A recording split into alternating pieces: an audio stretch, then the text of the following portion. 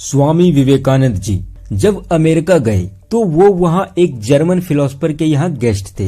एक दिन वो दोनों आपस में बैठकर कुछ बातचीत कर रहे थे और वहीं टेबल पे करीब 700 पन्नों का एक किताब रखा हुआ था। वो फिलोसोफर उस बुक के बारे में काफी लंबी लंबी बातें कर रहा था और उसकी तारीफ कर रहा था। तो फिर स्वामी विवेकानंद बोले, क्या आप मुझे ये किताब 1 घंटे के लिए दे सकते हैं? तो उस फिलोसोफर को ये बात एक मजाक लग रही थी और वो मुस्कुराते हुए बोला कि 1 घंटे के लिए आप इस किताब के साथ क्या करोगे? आपको इस किताब को अपने साथ काफी लंबे समय के लिए रखना पड़ेगा। मुझे खुद इस किताब को पढ़ते पढ़ते करीब 1 महीने होने वाले हैं और मैंने इसे अभी आधा ही खत्म करा है। और दूसरी बात ये है कि ये किताब समझने में काफी डिफिकल्ट है। मुझे खुद इसे समझने में कठिनाई हो रही है। और तीसरी बात ये है कि ये किताब जर्मन लैंग्वेज में है जो कि आपको वैसे भी समझ नहीं आने वाला। तो 1 घंटे में तो आप इस बुक का फर्स्ट पेज भी नहीं पढ़ पाओगे। तो Swami Vivekananda ji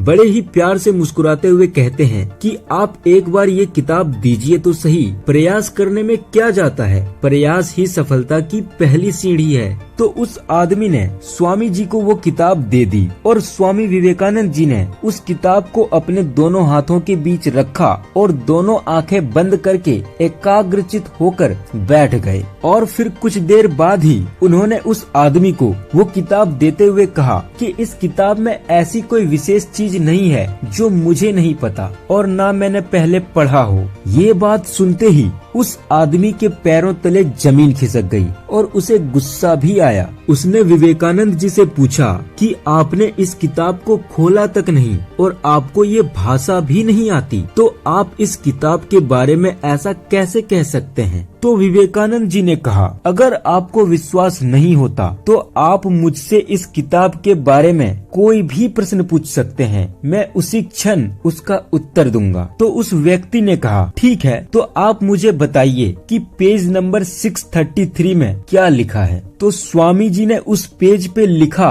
word to word दोहरा दिया और उसके बारे में भी समझा दिया। ये चीज देखते ही वो फिलोसोफर पूरा चौंक गया और सोचा कि इन्होंने तो ये किताब खोली भी नहीं है, तो इन्हें इस किताब का पेज टू पेज एकदम कंठस्थ कैसे हो गया? तो यही थी स्वामी विवेकानंद जी की शक्ति। और ये कहना सही नहीं होगा कि ये शक्ति सिर्फ उन्हीं में थी, ये शक्ति आपके पास भी है। किसी काम को करते समय अगर उसे पूरी तरह एकाग्रचित होकर किया जाए तो वो दिमाग में कभी न भूलने वाली मेमोरी बन जाती है। आप अपने ब्रेन की शक्ति को नहीं जानते। इस दिमाग में पूरे यूनिवर्स की मेमोरी फिट हो सकती है।